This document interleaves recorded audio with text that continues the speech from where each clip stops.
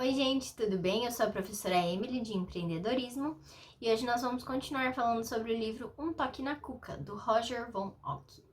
Bom, na semana passada eu deixei um exercício para vocês responderem, que era para a gente selecionar uma figura que fosse diferente de todas as outras que estavam ali no quadro. E nós falamos um pouquinho também sobre essa coisa da resposta certa, então da gente meio que se condicionar a sempre buscar uma única resposta para alguma questão. E como isso às vezes é perigoso, porque a gente às vezes sabe um pouquinho e quer dar uma resposta tão certeira que a gente acaba eliminando todas as outras. E que a gente deveria pensar um pouco mais então em novas possibilidades, novas respostas, certo? Então, eu vou ler para vocês o que o Roger responde daquele exercício. Então, qual seria a resposta certa? Vou ler para vocês. E por falar em educação, como foi que você se saiu no exercício das 5 figuras da página anterior? Se apontou a figura B, parabéns, você escolheu a resposta certa. A figura B é a única que só tem linhas retas. Cumprimente-se com uma palmadinha nas costas. Pode ser, porém, que você tenha escolhido a figura C, por ser a única assimétrica. Se for isso, também está certo. C é a resposta certa. A figura A também é defensável, pois é a única sem pontos de ruptura. Portanto, A é a resposta certa. E que tal D? Só ela tem uma linha curva e uma linha reta. Portanto, D também é a resposta certa. E a figura E? Entre outras coisas, ela é a única que parece a projeção de um triângulo não euclidiano sobre o espaço euclidiano, seja lá o que for isso. Também é a resposta certa. Em outras palavras, todas são certas, dependendo do ponto de vista. Então, às vezes ter opiniões diferentes, ter pontos de vista diferentes, nos fazem enxergar as respostas diferentes. Mas a gente precisa tomar cuidado, porque a gente às vezes quer se cercar de pessoas que só concordam com a gente. Porque a gente é assim, infla um pouquinho o nosso ego, a gente se sente mais na razão, se sente mais certo. Só que isso não é o correto a se fazer. Por quê? Porque quando a gente vive numa bolha, a gente nunca vai saber se a nossa bolha tá assim tão certa, porque não existe um certo e um errado, lembra? A gente não pode ter essa visão de enxergar tudo como se fosse um dualismo, uma coisa contra a outra.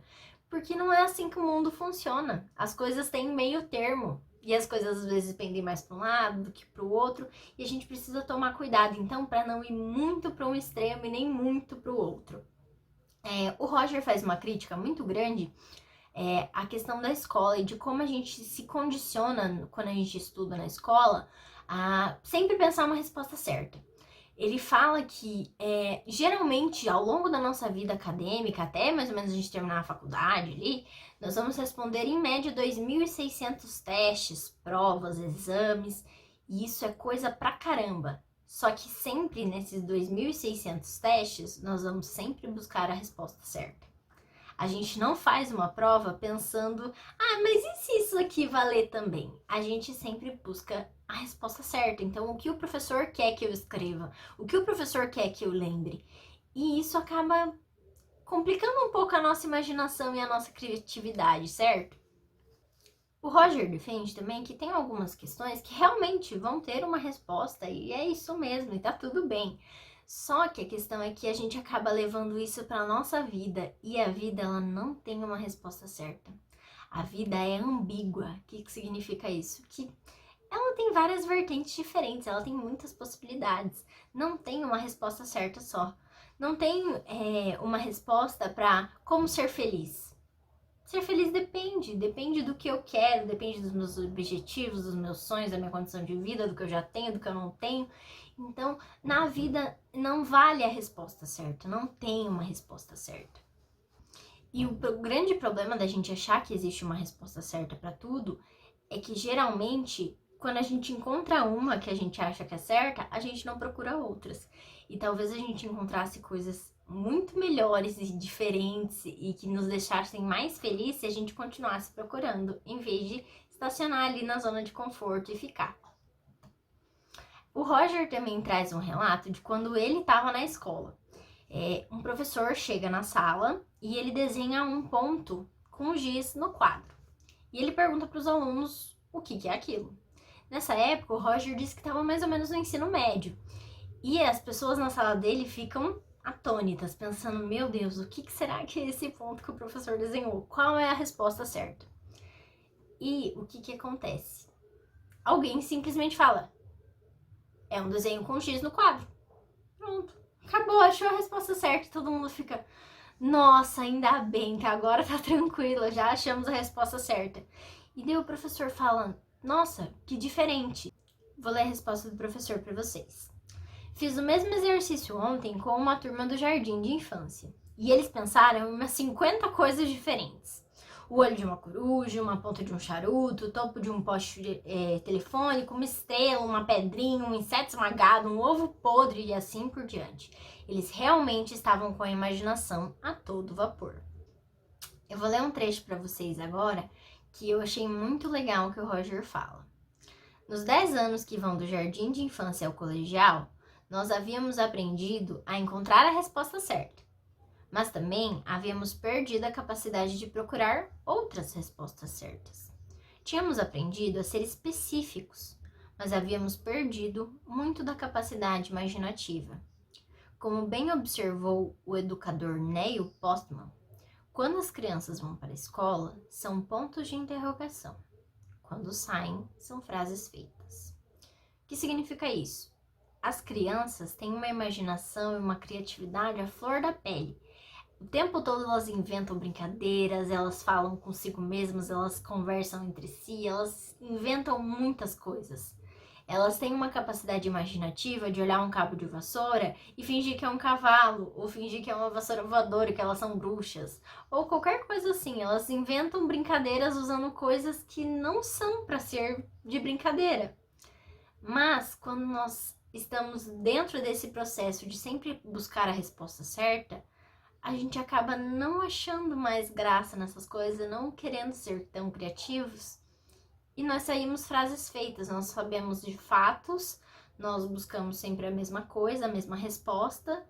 E é isso. E isso é um pouco triste, porque existem algumas consequências desse pensamento da resposta certa.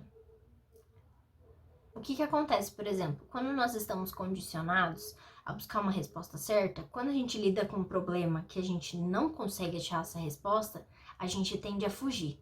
A gente tende a não se meter, a gente não quer conversar, a gente quer sair daquela situação porque ela é desconfortável.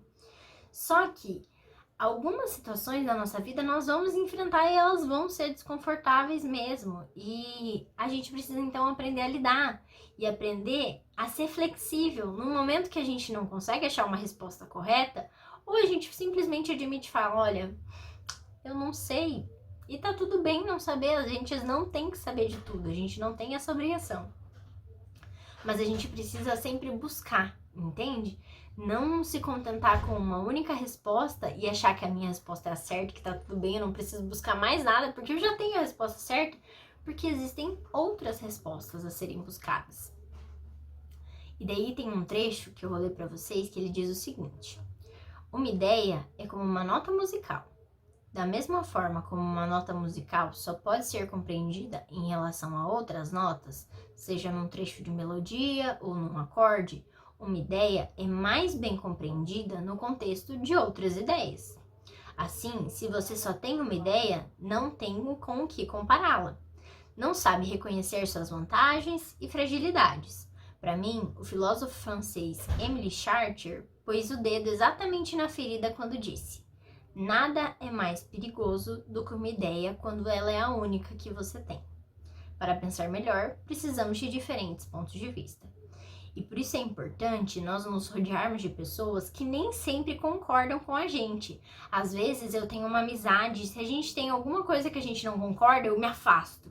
Isso não é certo, porque a gente não tem que se rodear numa bolha, a gente não tem que fazer uma bolha. Aqui só conversam as pessoas que concordam nisso. Aí aqui são as pessoas que só gostam de azul, aqui são as pessoas que só gostam de rosa.